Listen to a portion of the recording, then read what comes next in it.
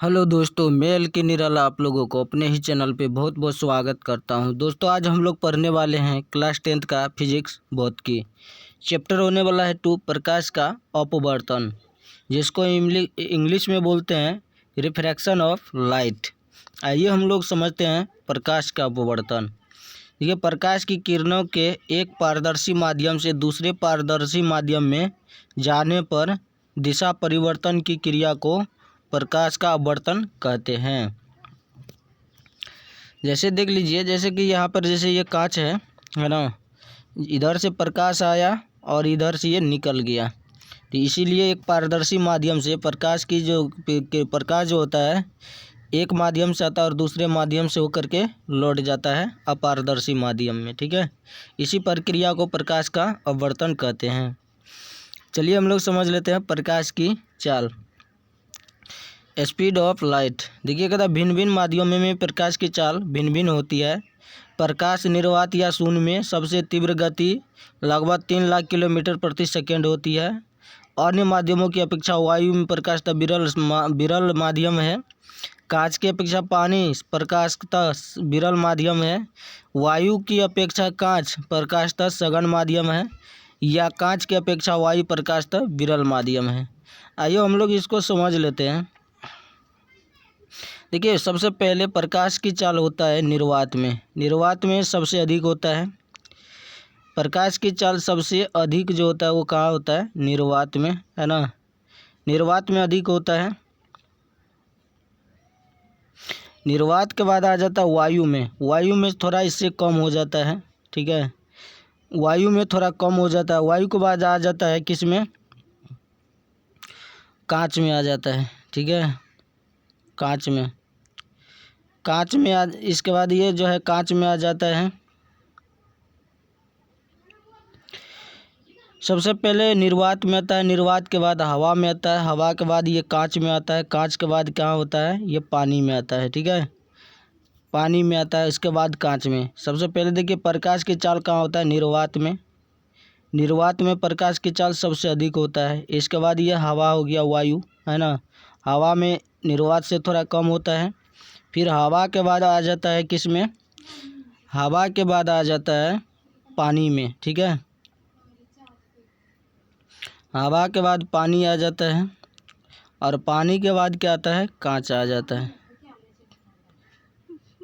कांच में आ जाता है। ठीक है, ये सब हो गया। देखिए तो ये जो है निर्वात की अपेक्षा हवा जो है क्या हो गया? विरल हुआ कि सघन हुआ? तो निर्वात की अपेक्षा हवा सघन हो गया। फिर हवा की अपेक्षा पानी सघन हुआ, पानी की अपेक्षा कांच सघन हुआ। ठीक है, इसी को यदि उल्टा चलेंगे तो कांच की अपेक्षा पानी विरल होगा, पानी की अपेक्षा हवा विरल होगा, फिर हवा की अपेक्षा निर्वात विरल होगा। ठीक है, तो यही था हम लोगों को सघन और विरल। आइए हम लोग समझते हैं प्रकाश में शून्य में प्रकाश की चाल कितना होता है। देखिए शून्य में प्रकाश की चाल 3 लाख किलोमीटर प्रति घंटा होता है। पानी में प्रकाश की चाल 2,25,000 किलोमीटर प्रति घंटा होता है। कांच में प्रकाश की चाल 2 लाख किलोमीटर प्रति घंटा होता है। चलिए आगे समझिए नोट। देखिए कहता है जिस माध्यम का प्रकाशीय घनत्व जितना ही अधिक होता है उनमें प्रकाश की चाल उतना ही कम होती है। ठीक है, जिस माध्यम का प्रकाशीय घनत्व जितना अधिक होगा तो इसमें प्रकाश का चाल उतना ही क्या होता है? कम होता है। आइए हम लोग समझ लेते हैं प्रकाश के अपवर्तन की व्याख्या।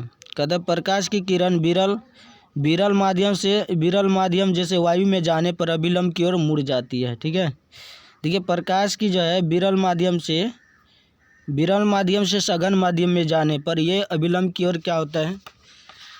ये अभिलंब की ओर मुड़ जाता है। ठीक है, फिर प्रकाश की किरण सघन माध्यम जैसे कांच से विरल माध्यम वायु में जाने पर अभिलंब से दूर हट जाती है। ठीक है, जैसे कि आप लोग देख पा रहे हैं, जैसे ये कि कांच हो गया, है ना, और ये जो प्रकाश आ रहा है ये क्या रहा है? हवा हो गया, जो कि हवा को विरल माध्यम कहते हैं, और इसके अपेक्षा कांच क्या हो गया? सघन माध्यम हो गया। ठीक है, तो जब प्रकाश की किरण विरल माध्यम से सघन माध्यम में आता है तो यह अभिलंब से क्या होता है? दूर हट जाता है। ठीक है, अभिलंब की ओर मुड़ जाता है। जब ये विरल से सघन में आएगा तो ये अभिलंब की ओर मुड़ जाएगा, जब ये सघन से विरल में जाएगा तो अभिलंब से दूर हट जाएगा। ठीक है, चलिए आगे हम लोग समझते हैं। जब कोई प्रकाश की किरण दो माध्यमों को अलग करने वाली सतह पर लंबवत पड़ती है तो वो बिना मुड़े अर्थात बिना अपवर्तन के सीधी निकल जाती है। ठीक है, देखिए जब कोई प्रकाश किरण दो माध्यमों पे अलग करने वाली सतह पे पड़ती है तो ये बिना मुड़े सीधे निकल जाती है। तो ये था हम लोगों को प्रकाश अपवर्तन का कुछ पॉइंट जिसको हमने इसमें समझने का प्रयास किए। अगले पार्ट में हम लोग समझेंगे और भी डिटेल से। इस वीडियो में इतने तक, फिर मिलते हैं नेक्स्ट वीडियो में। जब तक के लिए आप लोगों को थोड़ा भी हमारा ये वीडियो हेल्पफुल साबित हुआ होगा तो हमारे चैनल को सब्सक्राइब कर दीजिए, ताकि इस तरह का वीडियो जब भी अपलोड करेंगे तो सबसे पहले आप लोगों के पास पहुंच जाएगा।